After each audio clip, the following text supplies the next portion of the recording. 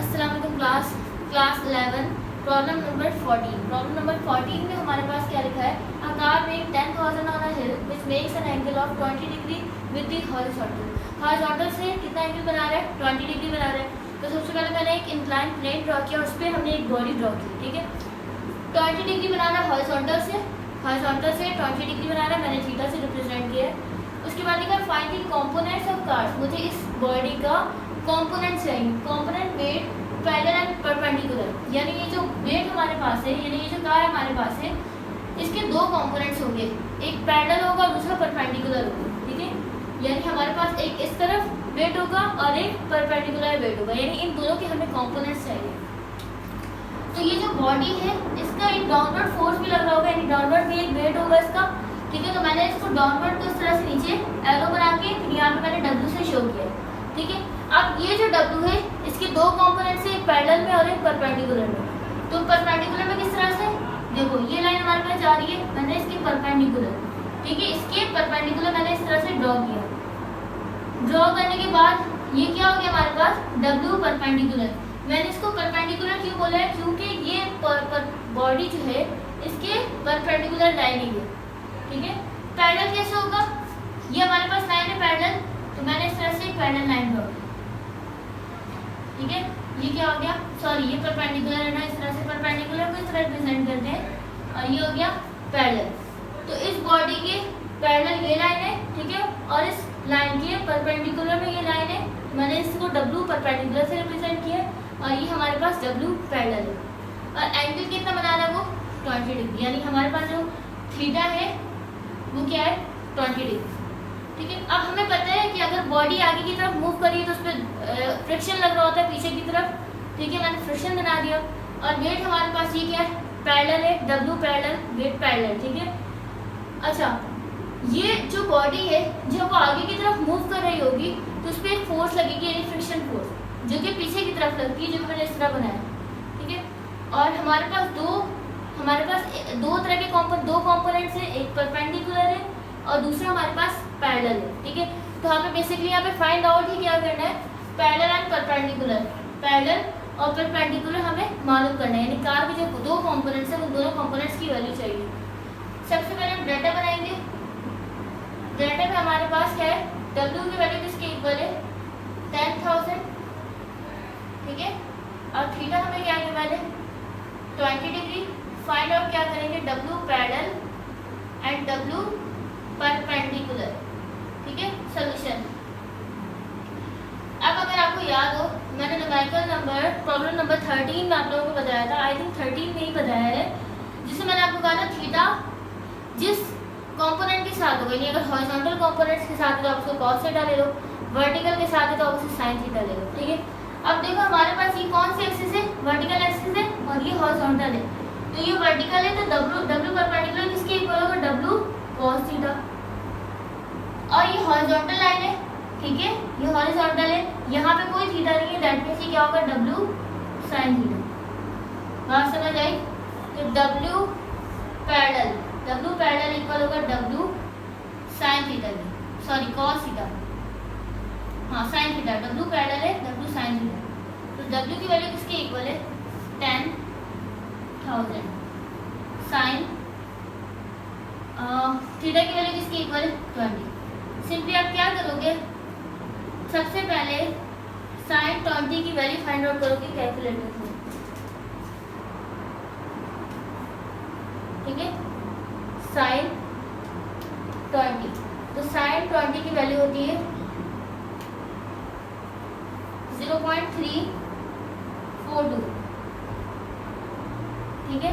अब 0.342 को सिंपली हम किससे मल्टीप्लाई कराएंगे 10,000 से, तो 10,000 से मल्टीप्लाई कराने पर हमारे पास जो वैल्यू आई है पैरेलल में 3420.20 और हमारे पास वेट की यूनिट क्या हो जाएगी न्यूटन,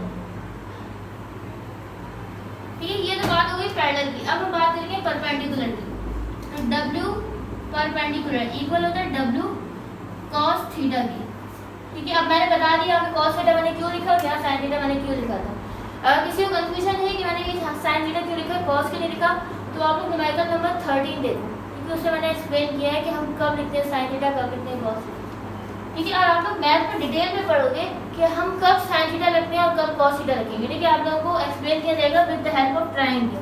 ट्रायंगल बना के ड्रॉ करवा कर आपको बताया जाएगा कि आपने किस तरह से साइन थीटा और किस तरह से कॉस थीटा रखना है। ठीक है। अच्छा, W की वैल्यू किसके इक्वल है? 10,000 और कॉस थीटा की वैल्यू किसके इक्वल है? 20 डिग्री। तो सबसे पहले कॉस थीटा की वैल्यू फाइंड आउट करते हैं। तो कॉस 20 किसके इक्वल आ गया? 0.9396। 0.9396। सिंपली इसको 10,000 से मल्टीप्लाई करें तो हमारे पास वैल्यू आ गई 9396.92 और यूनिट क्या है? न्यूटन। तो W परपेंडिकुलर की वैल्यू क्या है? 9396.92। ठीक है, और ये हो गया हमारा आंसर। तो आप इस W पैरेलल को WX से भी रिप्रेजेंट कर सकते हो क्योंकि ये हॉरिजॉन्टल है।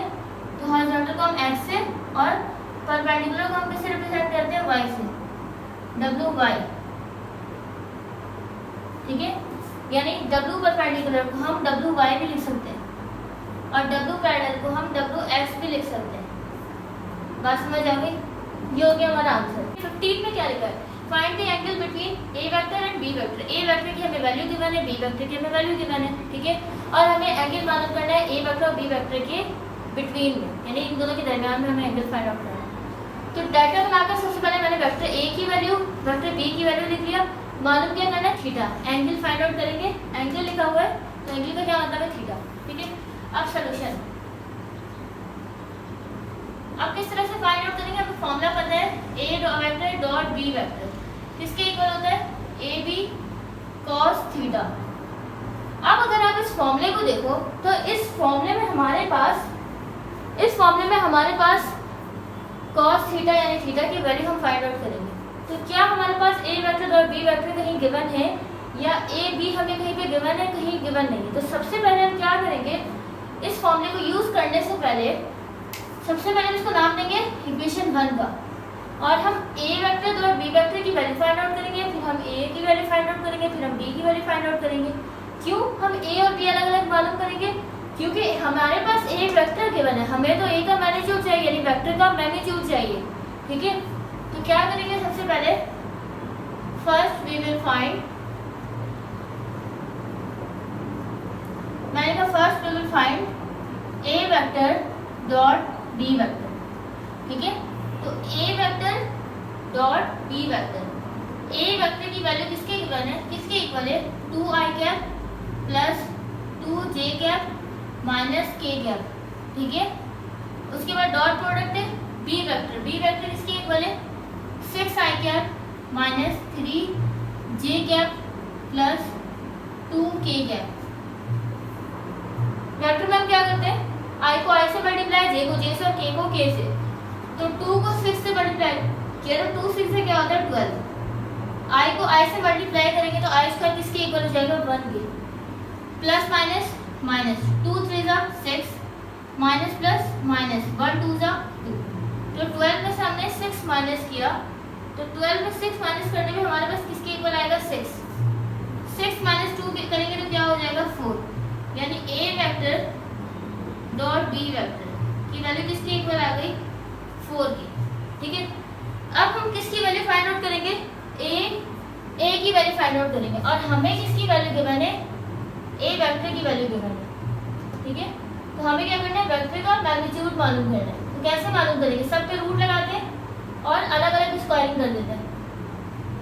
ठीक है, यही करते आ रहे हैं अब तक हम। फिर इसी तरह से मालूम करते हैं ना, मैग्नीट्यूड मालूम करने का क्या तरीका? अलग अलग स्क्वायरिंग करते हैं और सब पे क्या लगा देते हैं? रूट। तो यहाँ पे हमारे पास सिर्फ A वेक्टर की बात हो रही है। तो A की बात हो रही है ना, तो हम A वेक्टर की वैल्यू ही रखेंगे। ऐसे नहीं है कि हम B को भी साथ रख लेंगे, सिर्फ A की बात हो रही है तो हम A को रखेंगे।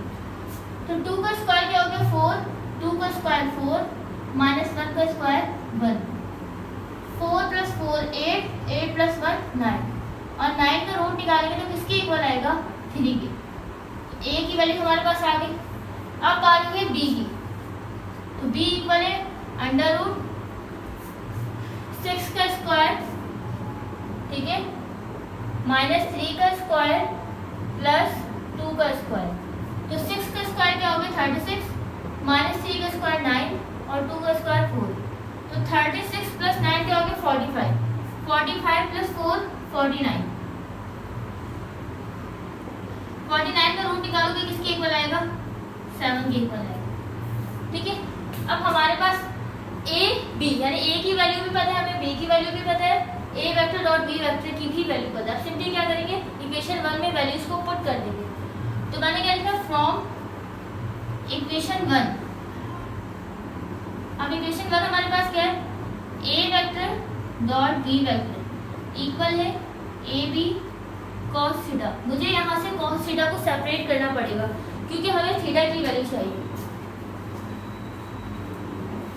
तो क्या करेंगे इस cos थीटा को यही रहने दो, ए बी जो cos थीटा से मल्टीप्लाई हो रहा है तो ए बी जब इज इक्वल टू से पहले आएगा तो क्या हो जाएगा डिवाइड।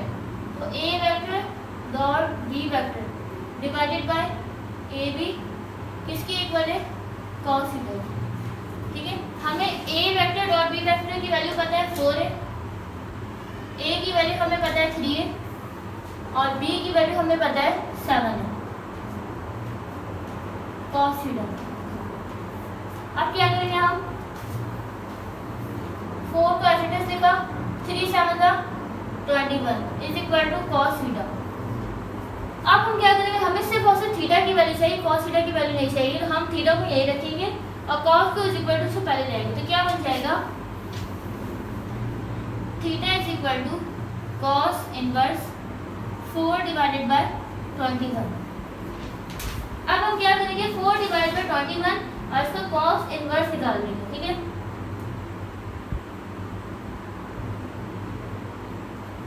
सबसे पहले क्या करेंगे 4 डिवाइडेड बाय 21। तो 4 डिवाइडेड बाय 21 की वैल्यू किसके इक्वल है 0.190 और 0.190 को हम cos इनवर्स निकाल लेंगे तो इसकी वैल्यू हमारे पास आ जाएगी, थीटा की वैल्यू हमारे पास आ गई 79 डिग्री। ठीक है, और ये हो गया हमारा आंसर।